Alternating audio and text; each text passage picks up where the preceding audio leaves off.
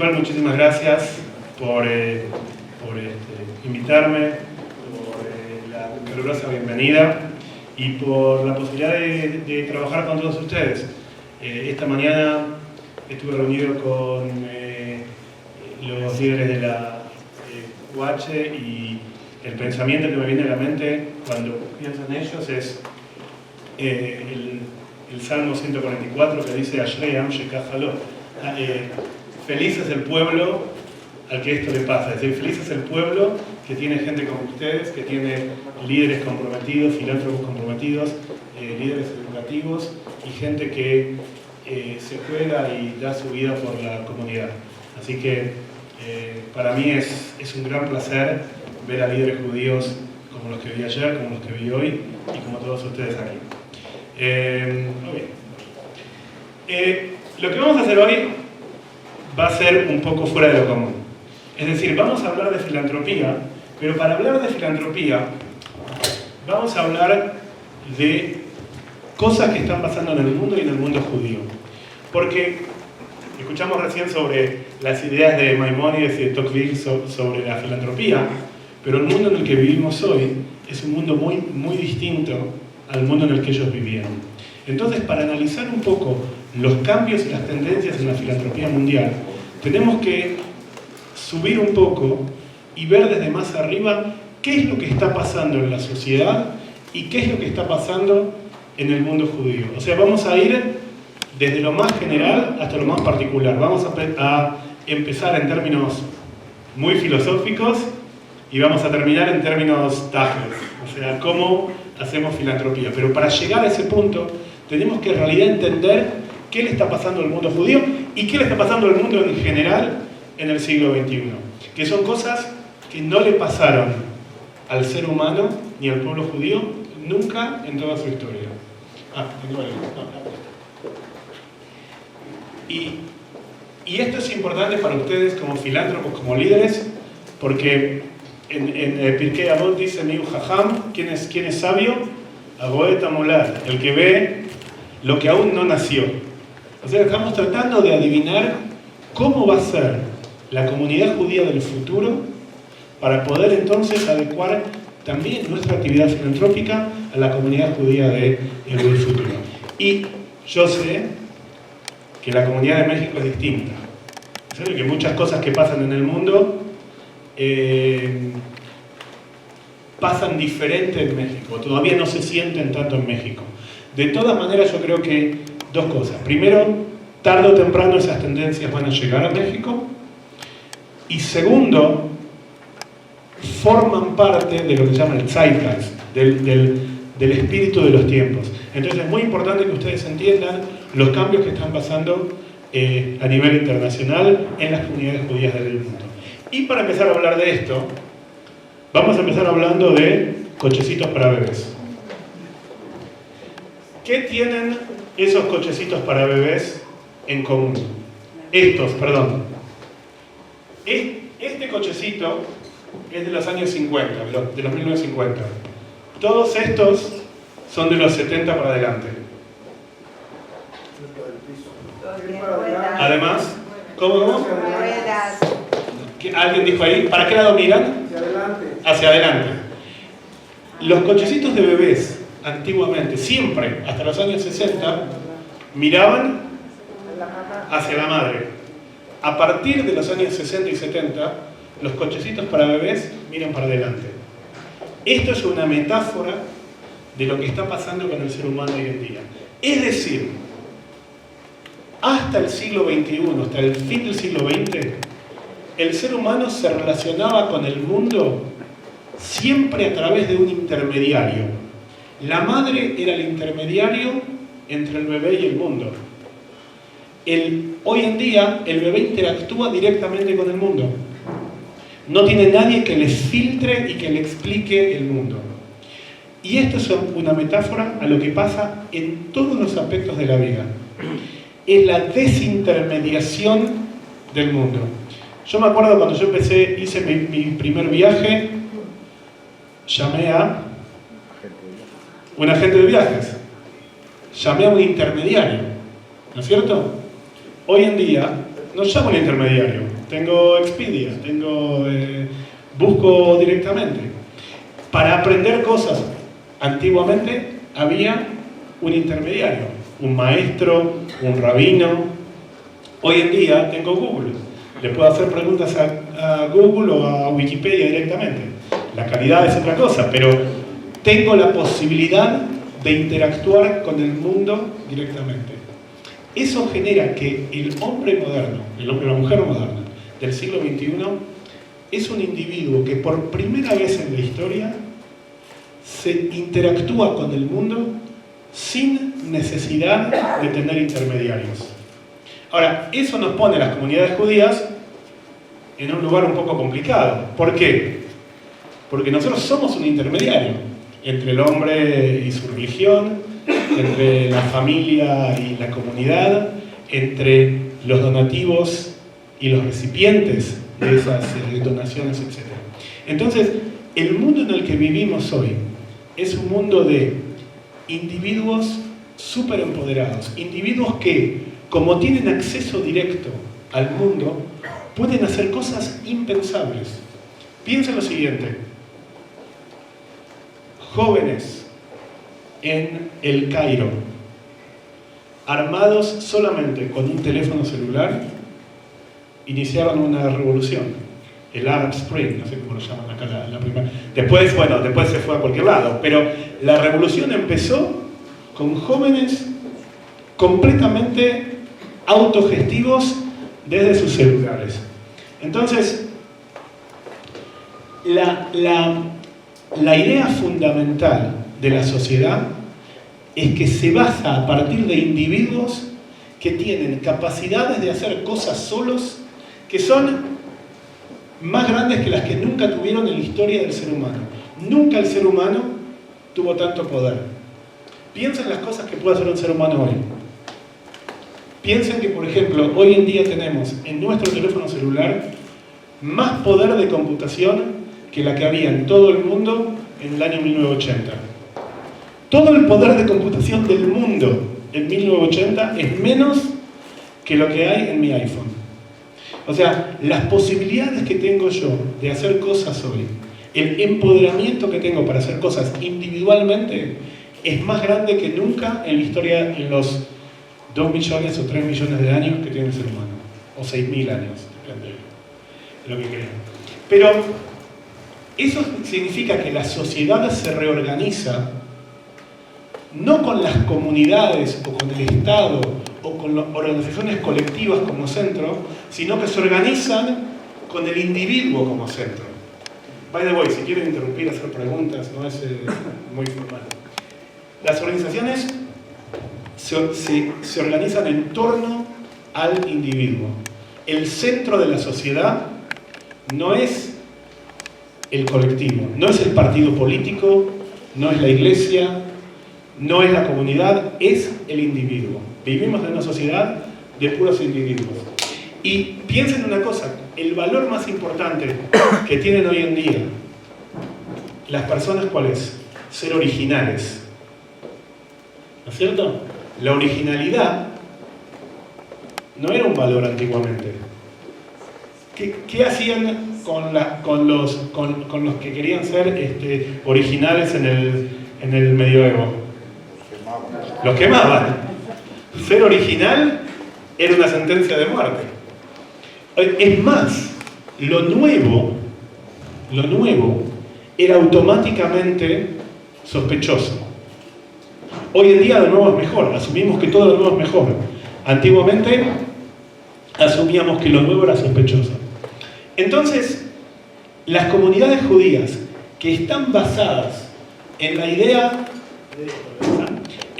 de la sociedad en el centro, el colectivo en el centro, la comunidad en el centro, tienen un shock terrible porque se enfrentan a un mundo de individuos que quieren construir su propio camino.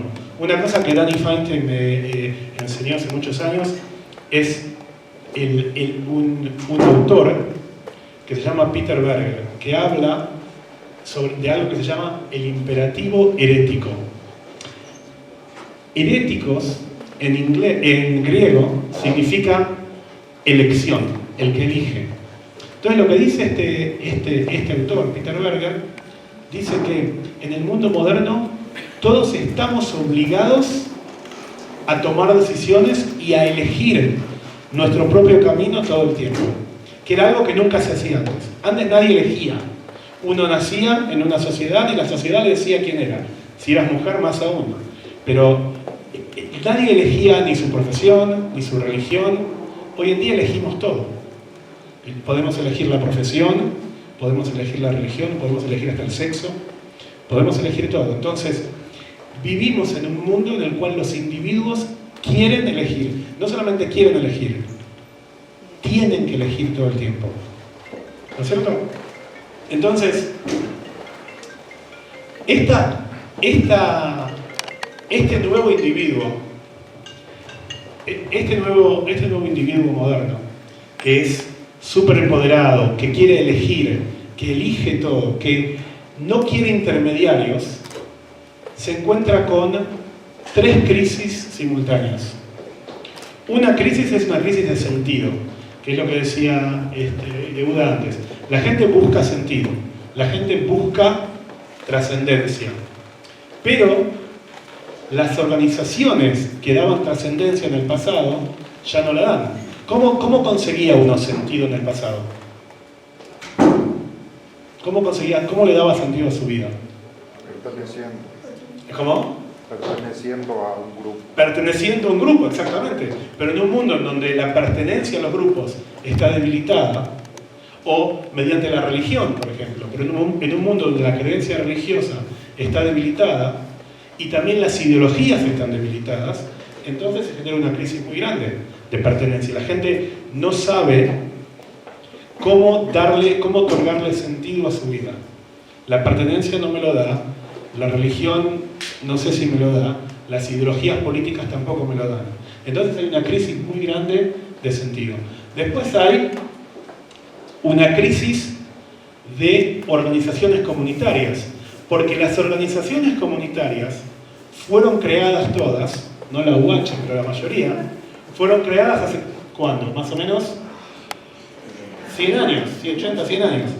En Nueva York, por ejemplo, la Deutsche Federation fue creada en 1917, el JTS en 1880, la Benebrit en 1914.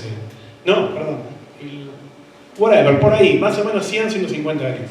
O sea, todas las organizaciones judías que están en el mundo hoy, por ejemplo el Joint Distribution Committee, donde yo trabajé en 1914, son todas organizaciones creadas en los principios del siglo XX para responder a las necesidades específicas que tenían los judíos en el principio del siglo XX, y que están armadas también como las organizaciones del siglo XX.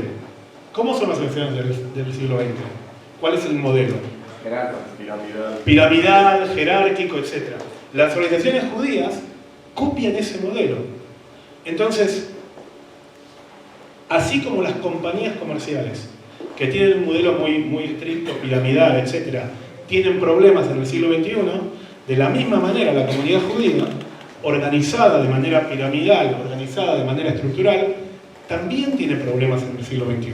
Porque en el siglo XXI la metáfora organizacional no es la pirámide, sino el network, la red. O sea, no funciona como una pirámide, no funciona como un ejército. En realidad la pirámide está armada como un ejército. Hay un general, 5 coroneles, 10 mayores, 15 tenientes y 1000 soldados. Las organizaciones en red están organizadas como el cerebro. Tienen diferentes redes que se van reorganizando todo el tiempo. Si ustedes ven cómo funciona Google, por ejemplo, es muy distinto a cómo funciona General Motors. La gente se va reorganizando por proyectos, no hay un liderazgo claro, el liderazgo es lateral, no es vertical. En una organización tradicional el liderazgo es vertical. Entonces, las comunidades judías armadas con el paradigma del siglo XX tienen un gran problema en adaptarse a los cambios que vienen en el siglo XXI. Entonces, el mismo problema lo tienen las ideologías judías. Todas las ideologías judías, y esto va a ser un poco controversial lo que voy a decir ahora, todas las ideologías judías con las que vivimos hoy en día son respuestas a los desafíos que el judaísmo enfrentó en la modernidad. ¿Entienden? Por ejemplo, el conservadurismo, el movimiento conservador, se creó en 1837. El movimiento reformista en 1810. Chabad en 1814. Todos, desde los ortodoxos hasta los reformistas, el sionismo también, en el 1900. Son todas respuestas que los judíos desarrollaron para encontrar sentido en el mundo moderno. Ahora, hoy en día, el mundo cambió. ¿Esas mismas ideologías siguen siendo igual de relevantes que lo que eran antes? ¿Qué dice, por ejemplo, el conservadurismo sobre la ingeniería genética? No sé, cuando se creó no existía la ingeniería genética. ¿Qué dice el movimiento ortodoxo sobre la inteligencia artificial? No sé, cuando se creó el movimiento ortodoxo no había inteligencia artificial. ¿Qué dice la ultraortodoxia sobre lo que sabemos en neurociencia, sobre la conciencia y sobre la libre elección? Muy difícil. Entonces, toda la falta de respuesta a los desafíos modernos también genera una crisis de sentido en este tema. Y, bueno, esto después... Esto, Hegel, ¿saben quién fue Hegel? Hegel es un filósofo muy interesante, el creador del idealismo alemán, y él decía lo siguiente. Él decía que los pueblos se desarrollan hasta... ¿Alguien sabe la teoría? Los pueblos se desarrollan hasta que hacen su contribución universal. Cuando hacen su contribución universal, desaparecen. Él dice, por ejemplo, los griegos contribuyen la filosofía, y después desaparecen. Los egipcios contribuyen no sé qué y desaparecen. Ahora, Hegel, ¿por qué Hegel se equivocó? ¿Quién le arruina la teoría a Hegel? Los judíos, porque los judíos hacen teóricamente su contribución universal y no desaparecen. O sea, nosotros creamos el monoteísmo, creamos una serie de cosas, hacemos contribución pero no desaparecemos. Porque lo que Hegel se equivocó es que en realidad en el judaísmo hay un diálogo permanente entre lo universal y lo particular. El judaísmo está siempre influenciado por lo que pasa en el mundo exterior e influencia a su vez lo que pasa en el mundo exterior. Por eso es muy importante, cuando tenemos que diseñar las comunidades judías del siglo XXI y la filantropía del siglo XXI, saber qué está pasando en el mundo de afuera y saber qué está pasando en el mundo no judío para saber qué podemos aprender y qué podemos adaptar o cambiar del mundo judío. Otras cosas que la gente, en especial la gente joven, siente hoy en día, que también desafían a la tradición comunitaria judía. Una es que la gente tiene identidades fluidas. Es decir, yo estudié como rabino en el movimiento conservador. No me considero hoy en día un judío conservador. Me considero muchas cosas. Mi identidad es fluida. ¿No es cierto? Soy argentino, soy judío, soy tradicionalista. O sea, tengo muchísimas identidades. Y las identidades van cambiando. Esto también es nuevo. Si ustedes le preguntan a la gente más joven, en Estados Unidos hablan de lo que se llama hyphenated identities. Como que uno tiene varias identidades simultáneas. La gente joven hoy en día vive así, vive con identidades simultáneas. Eso es complicado para el pueblo judío. Porque nosotros no estamos acostumbrados a vivir con gente que es muchas cosas al mismo tiempo. Después, hay un problema muy serio con el concepto de ser miembro de algo, de pertenecer a algo de por vida. ¿Por qué? ¿Por qué ahora? ¿Por qué piensa? El Holocausto. Es verdad, puede haber empezado por ahí, pero es algo tiene un poco, o sea, que no se fijen en las listas, decimos, puede ser, pero hay algo más ideológico, sí. Libertad de elección o libertad de exacto. Le voy a decir algo que me dijo una amiga mía, soltera en Nueva York. Esta chica usa, como muchos jóvenes hoy, un app para dates, para conseguir pareja. Sale con un chico,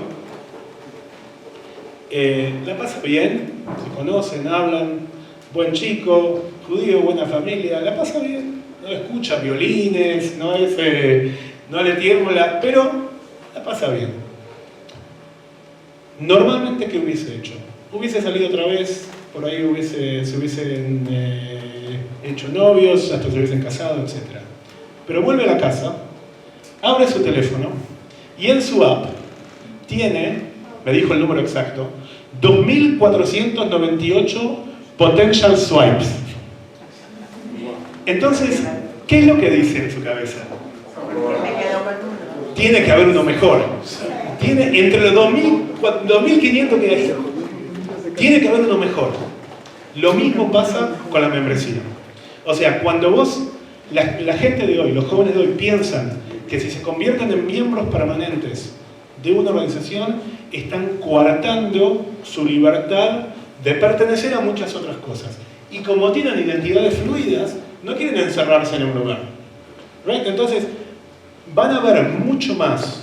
Y en México otra vez, yo sé que en México la gente tiende a tener pertenencia más estable, pero van a empezar a ver en las generaciones más jóvenes que va a haber mucha más fluidez y que la gente no va a querer engancharse en algo de por vida.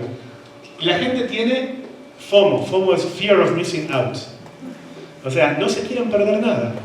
Entonces, y también algo que hablábamos ayer o esta mañana, no me acuerdo, es que también hay cambios demográficos. La gente también vive mucho más tiempo. Entonces, ser miembro de algo por 90 o 100 años es mucho tiempo. Es mucho tiempo. O sea, vamos a querer alternar porque también vivimos más tiempo. Entonces, la comunidad tradicional que consistía en separarme de otros grupos es muy contracultural para lo que los jóvenes quieren hoy. Los jóvenes quieren hoy una comunidad que me permita conectarme con otros grupos, que me sirva de interfaz con otros grupos con los cuales yo me pueda relacionar como judío. También lo que pasa es que en las comunidades judías que tenemos nosotros fueron construidas para tiempos que eran relativamente estables.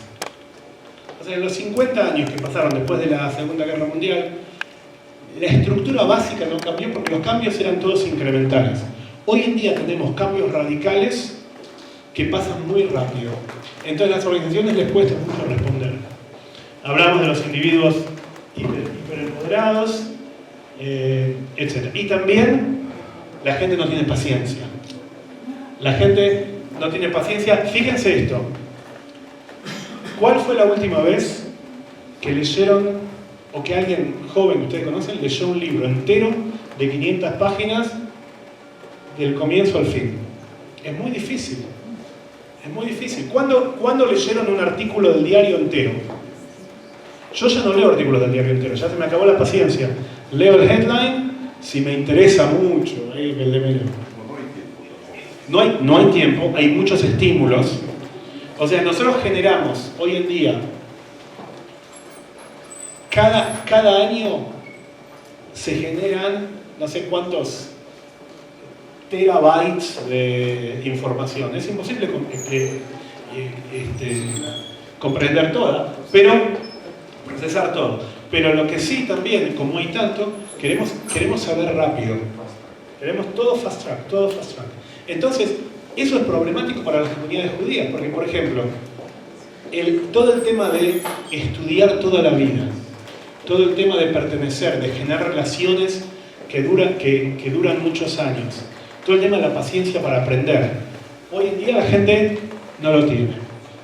Esto ya lo vimos. Ven, esto es lo que hablaba antes de los paradigmas organizacionales.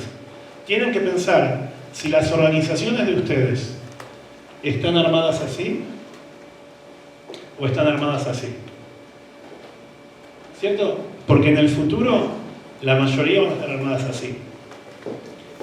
Entonces, o una combinación de ambos. Las organizaciones más efectivas del siglo XXI son organizaciones que en realidad son plataformas, no son organizaciones. Piensen lo siguiente: ¿cuál es la compañía más grande de taxis del mundo? Uber. ¿Cuántos autos tiene Uber? Ninguno. Cero. Uber tiene la plataforma. ¿Cuál es la compañía más grande de hoteles del mundo? Airbnb. ¿Cuántas habitaciones tiene Airbnb? Cero. Lo que tienen es la plataforma. En la comunidad judía, nosotros también tenemos el mismo problema. ¿Queremos tener autos o queremos tener la plataforma de Uber? ¿No es cierto? ¿Qué significa tener la plataforma en la comunidad judía? ¿Qué significa? Significa tener flexibilidad, significa permitirle a diferentes grupos judíos interactuar y hacer sus propios proyectos en la plataforma comunitaria. Fíjense que la gente joven hoy, ¿para qué usa YouTube? Para hacer upload, es decir, el contenido es generado por los jóvenes mismos. Entonces, obviamente, en una comunidad que les da contenido, aunque el contenido sea muy bueno, ellos van a querer generar su propio contenido. ¿Se entiende? Entonces, armar organizaciones y comunidades que le permitan a diferentes grupos de judíos generar su propio contenido va a ser fundamental en el siglo XXI. Esto es un poco sorry que está en inglés, pero la idea es, ven cómo cambian los paradigmas organizacionales. Cambiaron, por ejemplo, de tener un liderazgo que es muy prescriptivo a un liderazgo que es alguien que, ¿cómo se dice? Convenient, que sirve para traer gente y conectar gente unas con otras. El líder ideal del siglo XXI no es el que tiene más autoridad, no es el que tiene más sabiduría, es el que tiene más conexiones. ¿Right? Ahora, esto no es ni bueno ni malo. Es como dije, ahora viene Joan Manuel Serrat a México. En una canción de él dice: nunca es triste la verdad, lo que no tiene es remedio. Zema Sheyesh, esto es lo que hay. Este es el mundo de hoy. Podemos pelearnos con ellos, podemos tratar de tapar el cielo con un dedo, pero tarde o temprano nos va a afectar. Y va a afectar también a la filantropía. ¿Ven? Esto es lo que se llama The Turkey Paradox. ¿Saben lo que es The Turkey Paradox? Si ustedes son un pavo, ¿cierto?, en Estados Unidos durante el mes de octubre y noviembre, ustedes ven lo que hace el granjero con ustedes. El granjero es la mejor persona del mundo. Les da de comer, los cuida, los engorda. Solo que el 25 de noviembre, cuando llega Thanksgiving, entonces, acá es lo mismo. El pasado no va a predecir el futuro, porque el futuro cambia muchas de las formas en las cuales los elementos básicos de la comunidad, los elementos básicos del ser humano están siendo transformados. Entonces, no podemos pensar que porque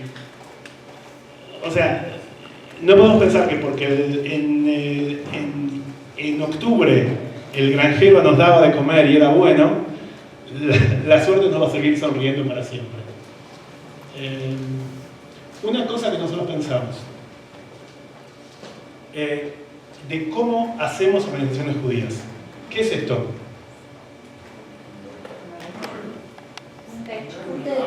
¿Un techo de qué? De un hospital. Resulta que alguien se dio cuenta que los hospitales no están diseñados tomando en cuenta la experiencia del paciente. Entonces, Un amigo mío se llama Paul Bennett, de una compañía que se llama IDEO, que hace algo que se llama Design Thinking, agarró y juntó a 10 administradores de los grandes hospitales y los sentó 2 horas a mirar esto. Y después les dijo, esa es la experiencia que tiene un paciente en su hospital. Está acostado y eso es lo que ve durante 2 horas. Entonces después ven ahora los hospitales, los mejores. Ven, acá este es en la parte pediátrica, tiene un trencito. Acá. Esto significa que en las organizaciones comunitarias también tenemos el mismo problema.